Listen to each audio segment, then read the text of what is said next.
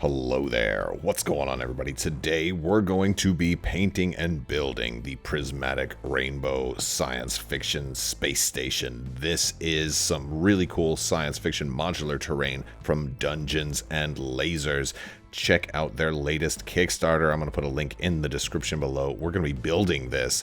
I'm going to walk you through the whole process. So they had sent me out some stuff. I also did a sewers preview, but I wanted to also revisit some of the old science fiction specific terrain that I actually backed, and I got all of these tiles. And I've had some of them. They sent me some more actually recently to help me review some more of their terrain. And I said, you know what, let me go ahead and try a new painting technique. So I lined up all of these. I did the floorboards first. I'm using some flow improver here, and I'm using Vallejo paints. I'm using Vallejo red here, all airbrush paints. And I wanted to try this rainbow technique. So what you're going to see here is the first thing I do. I'm not, I always put my finger over the tip of the airbrush and sort of blow all of that back in. And I wanted to just kind of lay down this rainbow pattern, starting with red and working my way out. And yeah, it worked out pretty good. I kind of laying out some of the different patterns here. Wasn't sure exactly how I wanted to do this at the beginning, but it just kind of worked itself out. I wanted to get some nice, leaving room for the other colors. Unfortunately, I think in my efforts to try and get this done, I forgot the order of colors for the rainbow.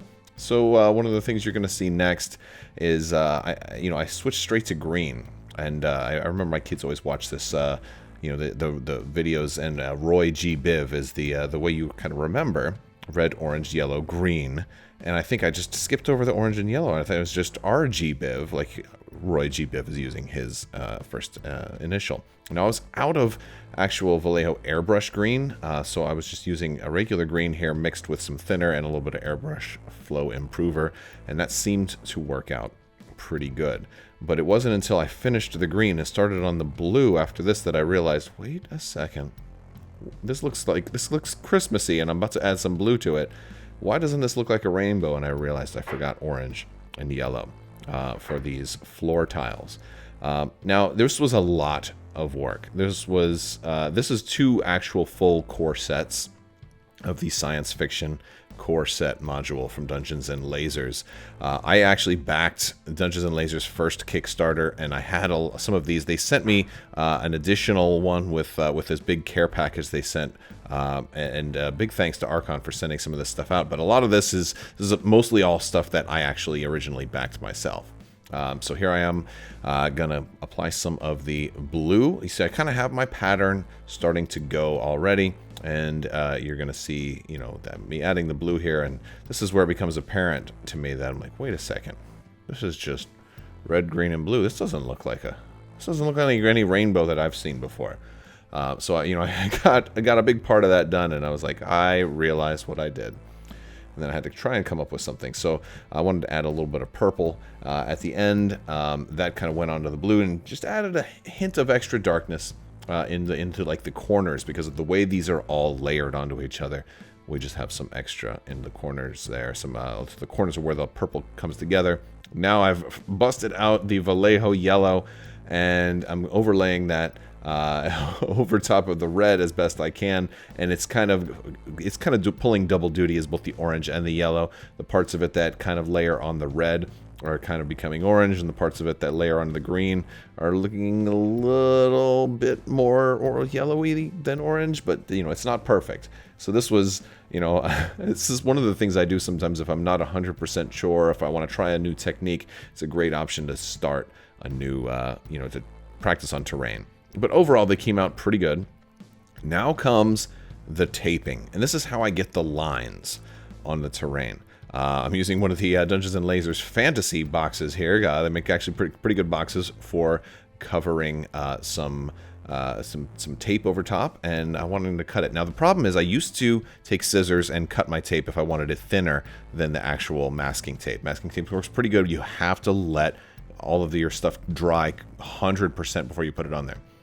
But since scissors kind of only go so far, then you get like these jagged bits. I found that just taking an X-Acto knife and running that all the way down I might not get perfectly straight lines, but they're pretty darn straight.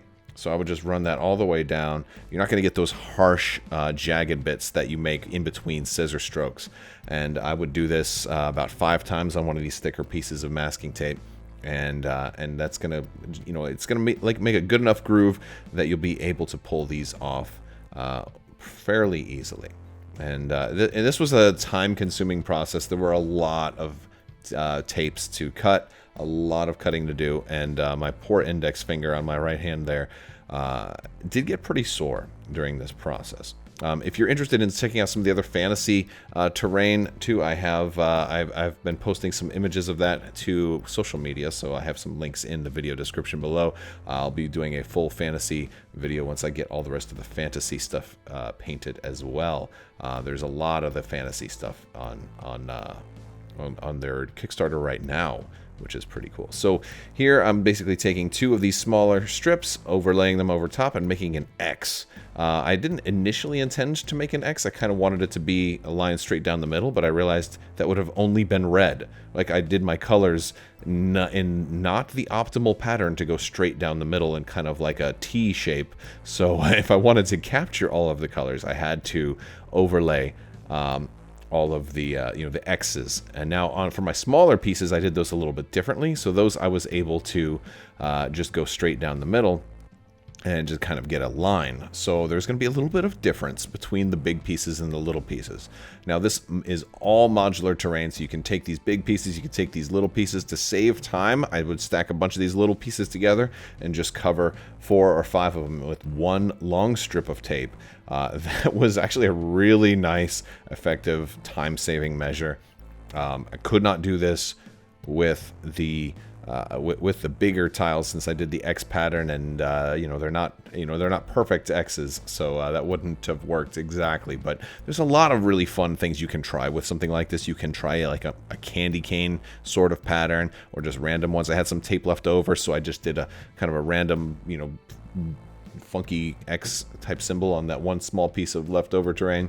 And now it's time to start applying some of that overcoat, because this is sci-fi terrain, so I do want it to have sort of a grayish, maybe Imperial Star Destroyer kind of Imperial gray type of texture. So this is going to be the first step in putting more coats on here. Now that's funny, because I had primed this stuff at the beginning of the video. I had it primed when I first got it. I had primed a lot of it a long time ago, so it already had a layer of primer over the top. So now it's starting to look kind of like how it looked before I got started, with me putting like this light gray on there already. This goes on pretty light. You can still see aspects of the rainbow colors underneath this, and I'm okay with that, because I'm gonna come back and add a little bit more. This isn't the end all be all, and at the end of the day, I could still see little bits of rainbow showing through. And I didn't mind. I thought it was actually pretty cool, because it almost ended up adding a little bit of a passive glow, a little bit of ambience, and so I kind of like that. So I'm taking a gray blue right now, this Vallejo gray blue airbrush air paint, and I'm kind of just doing this around like the edges of each tile, not all the way in, because I wanted a little bit of a gradient from darker to lighter as we get in towards the center of each of these pieces. So as you can see, I'm just kind of going around, and that's the beauty of airbrushing too. It's simple. There's a little bit of maintenance that goes into like learning the airbrush and cleaning the airbrush when you're done, but it really gets these nice fade effects and lets you accomplish a lot in a short amount of time. And that's why I was able to paint all of these tiles. There's actually way more than I can even fit on screen during this. So this was just a fun overall process.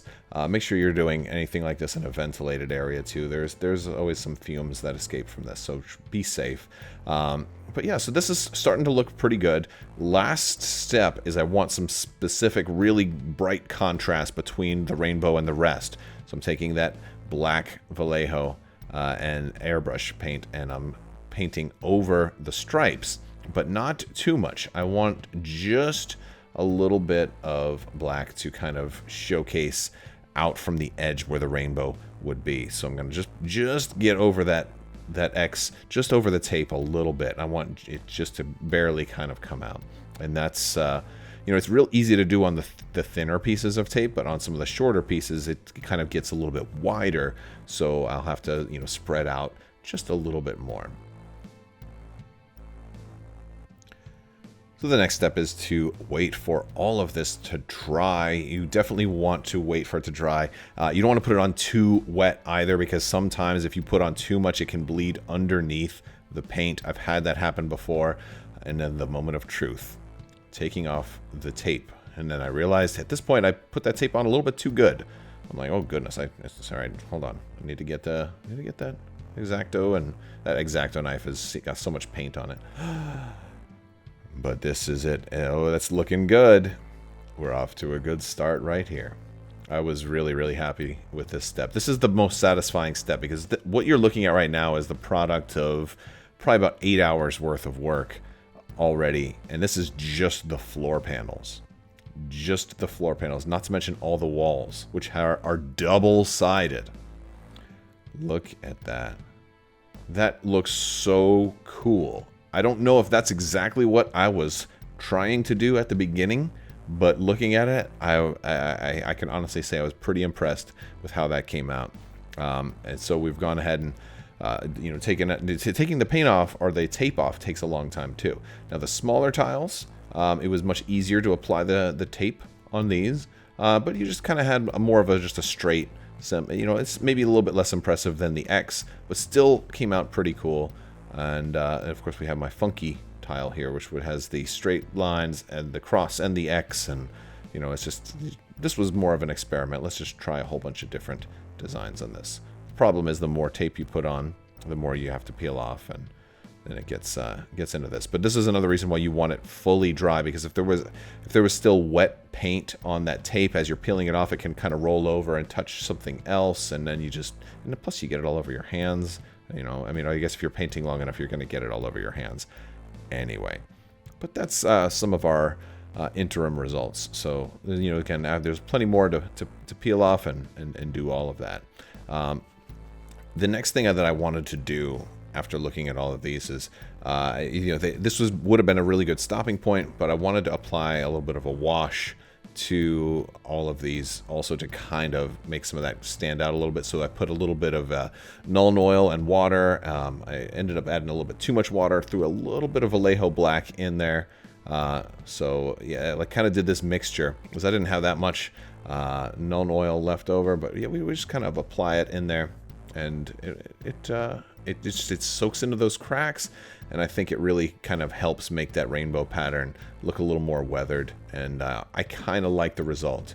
So once it fully dried, because I did make it a lighter wash, it wasn't as pronounced, but it makes some of those lines, because these tiles have so much detail, you don't want to just get caught up in only looking at the colors. You also want to see all of that, those deck plates and all of that paneling that's on there. There's so much with this terrain, and you don't want to miss that. So now it's time to kind of repeat the whole process with the doors, except we're not going to forget our colors this time. So with our doors, you've got long doors and short doors. I remembered the orange, the yellow, the green, much better rainbow pattern so far on the doors. We've even got our violet on the outside.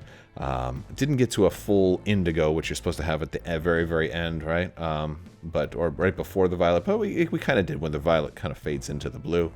So we got to let these dry completely. Then we have to flip all of them over.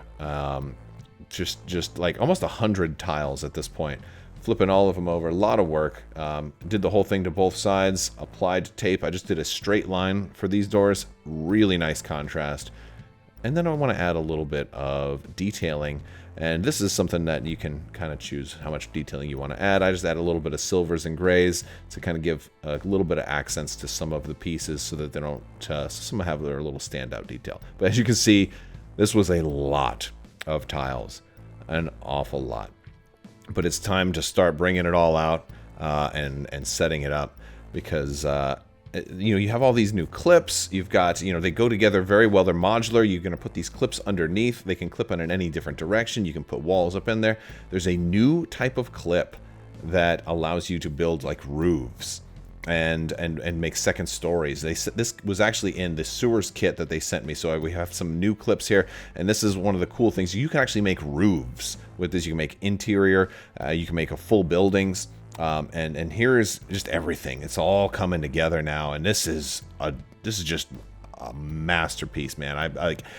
I just love the way that this works. I love the way that the different sets. Now, we're going to look at a couple of other sets here. We got like this alien set over on the left-hand side. I mean, maybe I shouldn't call this a masterpiece. Is that wrong? It's one of the coolest things that I have done, so I'm really proud of myself. This is a whole different set. It's part of the sci-fi. It's that alien set. We've got a couple more sets that we're going to look at, but I mean, this is we're looking at 2 sci-fi core sets combined right now with all this prismatic rainbow pattern. We've got another one of the other science fiction room sets over there, and then back here we've got the golden room. This one I cheated. I just spray painted that one with gold. I just cheated on that one, but I figured it would be a kind of a nice like treasure room. And we've got our top building. Look, this whole thing comes off, right? Really cool. Especially if you're using this for a role-playing game and you just want to have like a room completely set aside, or if you want to have interiors and exteriors, you could put a door underneath and make that whole thing be the roof. And my guys are moving around inside right now. Really like those new clips. And of course I would have had walls all the way around, but I kind of left some of them off so that we can see it a little bit easier.